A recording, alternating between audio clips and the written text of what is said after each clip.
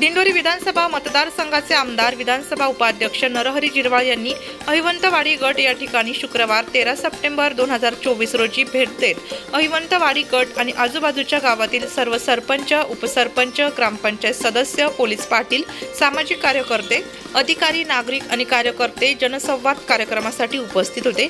यावेळी आमदार नरहरी झिरवाळ यांनी मतदारसंघातील प्रत्येक गावातील समस्या जाणून घेऊन त्या सोडविण्याचे आदेश संबंधित अधिकाऱ्यांना दिले। ज्या गावात विजेचा प्रश्न भेडसावतो त्या गावातील वीज कर्मचाऱ्यांना आणि इंजिनियर यांना आदेश देण्यात आले। यावेळी आमदार नरहरी झिरवाळ, प्रमुख पाहुणे आणि अधिकारी यांचे सत्कार करण्यात आले। या जनसंवाद कार्यक्रमानंतर आमदार नरहरी झिरवाळ यांनी कोल्हेर येथील सार्वजनिक सभा मंडप बांधकामाची पाहणी केली। आज दिनांक 13/9/2024 रोजी इथे जी बैठक आयोजित केली अहिवंतवाडी गटागणातील, तर विशेष म्हणजे इथं प्रमुख सर्व आहेत, सरपंच असतील, पोलीस पाटील असतील किंवा सामाजिक कार्यकर्ते, जे आतापर्यंत आपण मीडियामध्ये बघतो कुठं भात लावला, कुठं खड्डे आहेत, प्रत्यक्ष परिस्थिती काय आहे हे जाणून घेण्यासाठी साहेब स्वतः इथं आले। इथं अधिकारी वर्ग बोलवला सर्व, आणि सर्व ठेकेदार मंडळी पण आहे। प्रत्यक्ष काम कसं चाललंय प्रत्यक्ष त्यांनी पाहणी केली आणि राहिलेल्या कामाची पाहणी करणार आहेत। परंतु काम करत असताना तर झालेल्या कामाचा कधी उहापोह होत नसतो। या अहिवंतवाडी गणात अहिवंतवाडी फाटा ते पिंपरी अंचला सगळे 9 पूल आहेत आणि 21 मोरे आहेत 9 किलोमीटर मध्ये।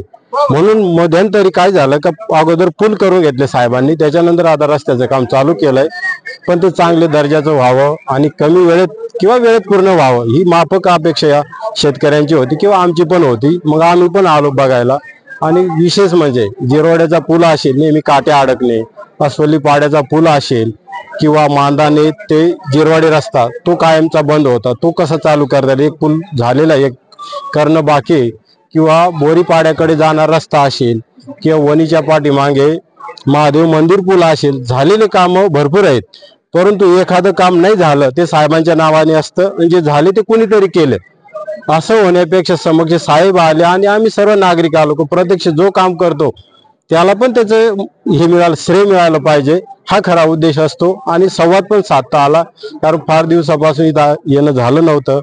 आणि विजेचे पण आम्ही अधिकारी बोलवले होते का लाईटचे विषय आहेत, पण ते साहेब म्हणे आपण 8 दिवसांनी ती मीटिंग स्वतंत्र घेऊ। आज रस्त्याचं विशेष मीटिंग होती आणि सर्व आलेत आणि झालेली राहिलेली कामं पटकन करतील अशी अपेक्षा करूया सर्वांकडून। आणि एवढं बोलतो। नमस्कार, मी काळू चव्हाण बोलतोय।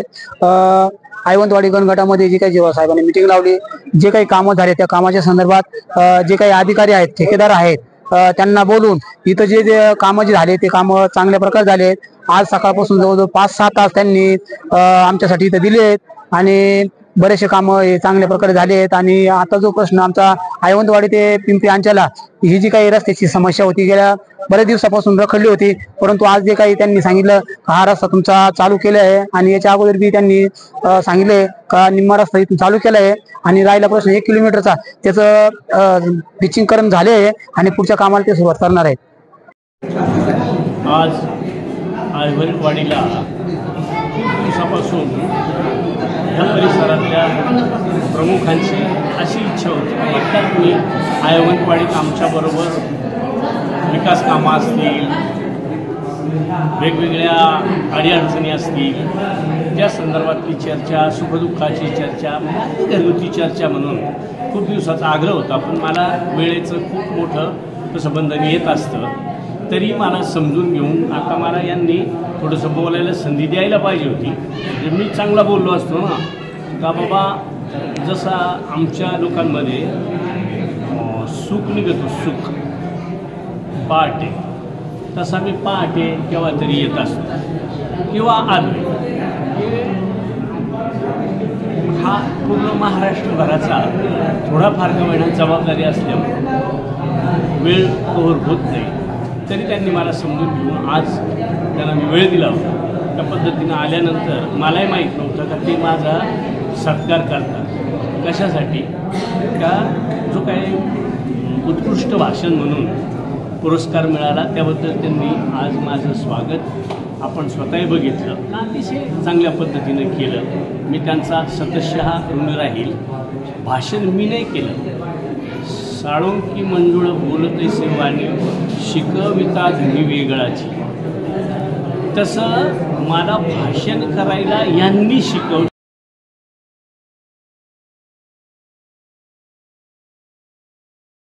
प्रेम करणारी लोक आहेत त्यांचा पुरस्कार, कारण ते जागृत करतात, ते स्फूर्ती देतात, म्हणूनसाठी तो पुरस्काराचे खरे मानकरी तुम्ही सगळी तरुण मंडळी आहात, वृद्ध आहेत, बाया बापड्या सगळे ते मानकरी आहेत. त्या निमित्तानं चांगल्या चर्चा करायची संधी आज होती, पण थोडंसं मलाच यायला वेळ झाल्यामुळं माणसं कंटाळली आणि म्हणून आपल्याला थोडंसं आवर्त घ्यावं लागलं. तरी मी सगळ्या उपस्थितांना आणि मतदारसंघातील जनतेला गणेश उत्सवाच्या लाख शुभेच्छा देतो.